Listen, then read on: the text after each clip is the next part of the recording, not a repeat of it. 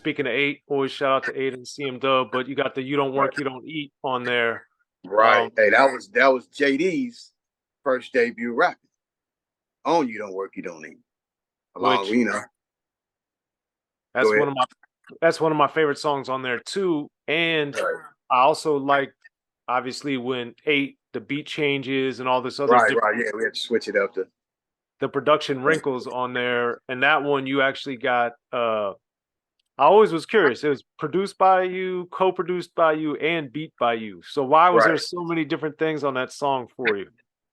We just want to just basically that's something that me, Dub, and Tunes decided to do. We was like, okay, let's give credit like this since we do this. Because I mean, just like I said, I'm a team player. We fall back and we do what we do. So that's why U.S.C. produced by Ice Cube, Dub C, and this, and then they gave us co-production to do whatever. Even though, regardless to what nigga did to beat the clown and do this and do that, but it's just like at the same time, just feel we do them categories so we still can get our props at the same time. I think everybody should do that because it'll separate the mysteries from who did what and who contribute to what. If you're doing all that and if a person just put, okay, you did this, it's like, okay, well, I did more than that. Well, I only get this. It's up Yeah. to whatever they turn in at that time. That's what the record company roll with. Gotcha. Okay. And since J.D. and eight have such strong performances on "You Don't Work, You Don't Eat," Right.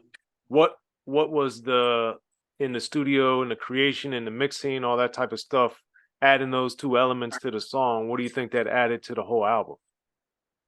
Man, it made it come alive because basically we did that in Tunes bedroom on an 8-track. That's how we started. Literally, Wow. we did a lot of the stuff we did between my house and Dub's house, back and forth. SB 1200 putting it to work. Wow. Okay. Yep, that's the choice. That's the drum machine of champions. That's for sure. And Yep.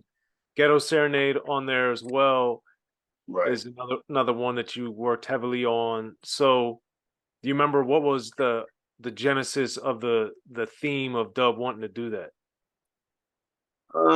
Basically just talking about how you're like certain females you may want to talk to do whatever. They don't want to give you no play. And later down the line, if you're doing something and you come up later, then they want to talk to you then. Or if they see you got something or you done came up financially wise or in some type of in a better position, then they looking at you then. But at the time when you was either broke or not having it, they wasn't paying you no attention.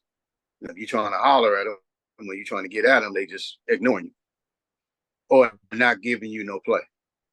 So Right. he basically told that story, basically breaking down on who he liked during the time in high school and all that. And she wouldn't give him no play until later down the line. Once he made it, then he's like, "Nah, I'm cool on you now." Right. Hmm. Yeah, yeah. It's a lot going. And basically, a lot of people can identify with that. Yeah, for sure. It's Because you the had certain people that wasn't selling dope, certain people that wasn't, balling and doing all that. They were just trying to everyday life, trying to make it and do hustle and do what they had to do. So, at that time, doing the dope dealing times and all that stuff, the females, all the dope dealers was basically tricking on the females. yeah. So that's always the So, mystery to me of Ain't a Damn Thing Changed, because I think it's so brilliant, and they did have a few videos for it. It did right, get right, it did get. I mean, I grew up in Maryland, so I would see the videos. I had already had the album as soon as it came out because I right, knew I was been following Dub since the Rhyme Syndicate compilation coming through, right, and right, then Low right, Profile. So as soon as that was right. coming out, I got it immediately. Mm-hmm. So whether there was no video or 13 videos, I would have had it. But Right. I saw at least it was getting some exposure. But in your opinion and seeing how things work, why do you think that album didn't get more popular given how great it is? Well, probably for certain sample clearances and priority is like they really wasn't a company that push artists.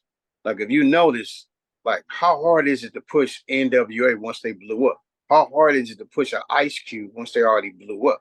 I mean, think about Razzcast was signed a priority. So it's like, Razzcast is man, a dope lyricist. one of the bombest lyricists on the West. Really, just period. On the West, the East, the South, the North, all of Yeah, that. I would say period. Tight. Yeah, he's tight. So, it's a gang of lyricists from the Xzibit, from the Crooked Eyes, on down the line. But, Razzcast was trying to that. They didn't, priority wasn't nobody to really push you. So with Dub, them, they really didn't push that out. We was going through problems where they were saying it was in deficit and, it didn't sell this. They were trying to pencil whip and it's just crazy, man. And it's just on our learning stage, we slowly learning the industry on how basically these companies get out and how they do things. Gotcha. Okay. So it was a learning stage for all of us. And then on the heels of all this, you get Gorillas in the Mist from the Lench Mob. Right. And right. that album, which I think is brilliant as well, it was the album I remembered very distinctly that where I grew up is very diverse. So my white friends who like to rap, I remember they had a problem with that album.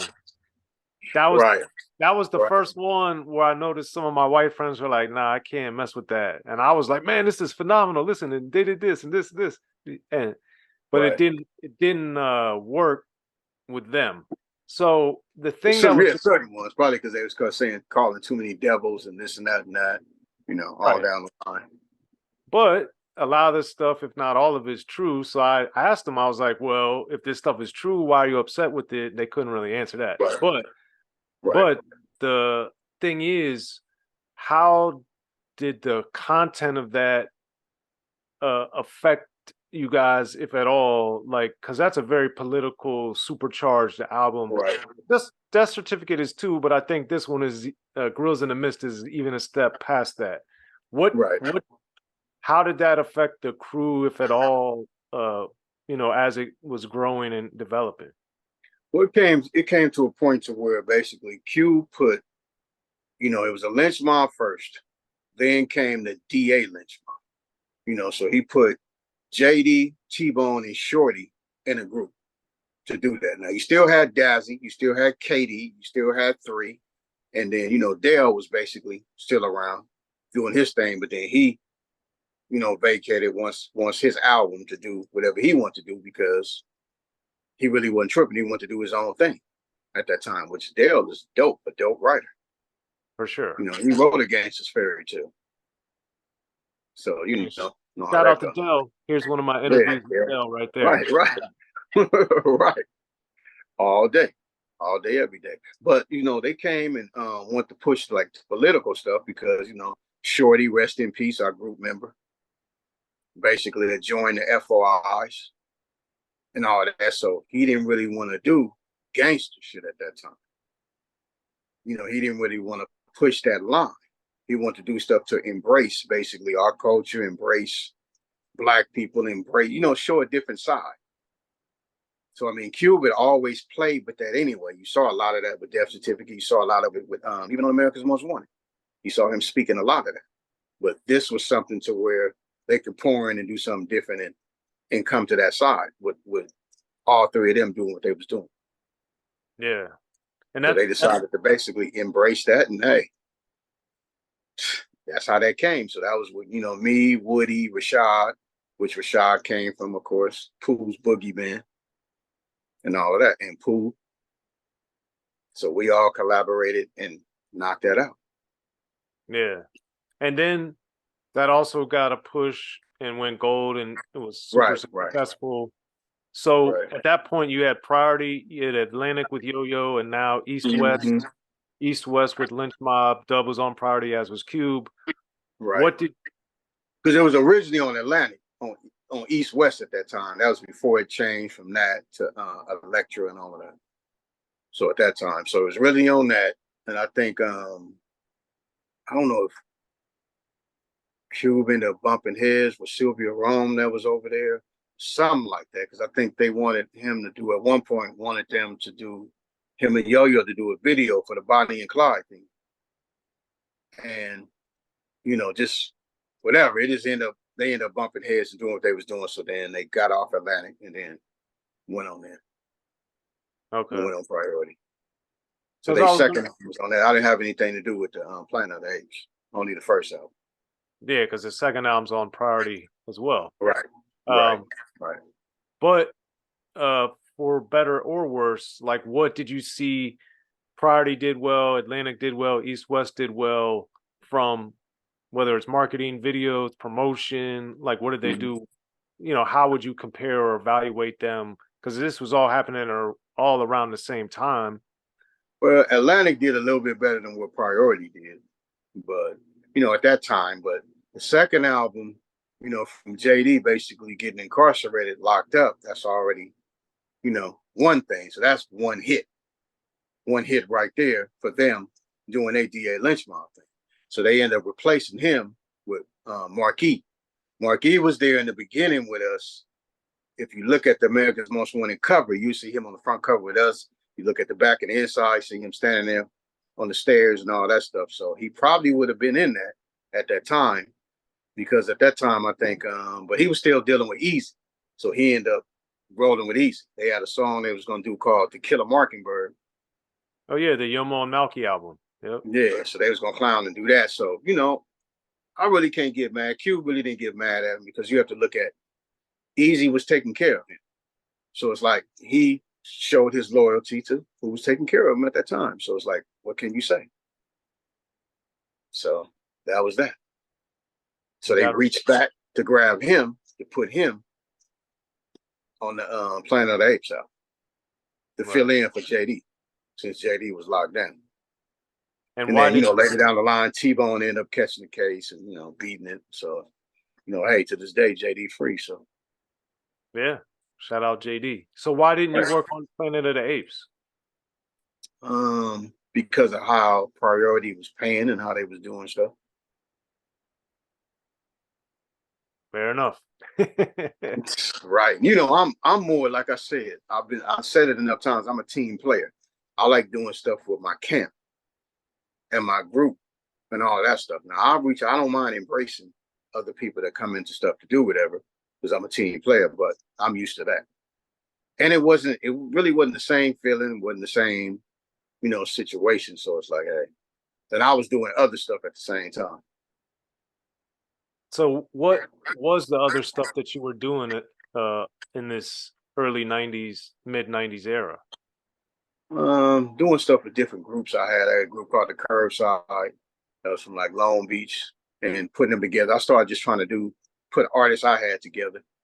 That's with my homeboy G Cell from the East Side, that was doing a lot of the nationwide Rip Ride stuff and the Bloods and Crips stuff and all of that stuff. Doing stuff with Red Rum, rest in peace. So I was doing a lot of production for a lot of different artists. Just trying to enhance myself to kind of come out of the group that I was at, still being down with the group, but just, trying to show my talents and soak my chops and get other stuff behind me besides the stuff that everybody was used to me doing.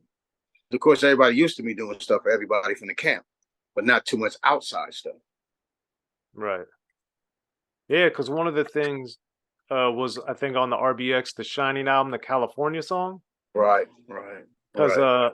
that one, when that came out, I was like, oh man, I haven't seen his name in a while. And I didn't know, and that Mm-hmm. was like almost 10 years later. So I was like, Right, man, right, I knew some right. of the independent stuff that you had been working on, but not Yeah, yeah, some of it, some of it, but not all of it. And then I was also like, man, Chili Chill got a lot of great stuff, man. What's going on? So them. Well, I was doing a lot of stuff for, like, TV stuff and film stuff and like Fox Sport Net. And, so I was staying on the grind, just like Jinx started doing a lot of different stuff for CC Peniston, and switching up to do whatever. Then me and him did stuff for Coogee Rap. Like I assisted him on doing letters and all of that stuff on the Coogee Rap stuff to do whatever. And just kept it moving from there. So he was just trying to enhance his stuff outside of the group also, just to show that, we down with this, but we also reaching out to do other stuff and setting up other situations to basically put our producing skills through the test worldwide with various different artists yeah, I think besides our camp.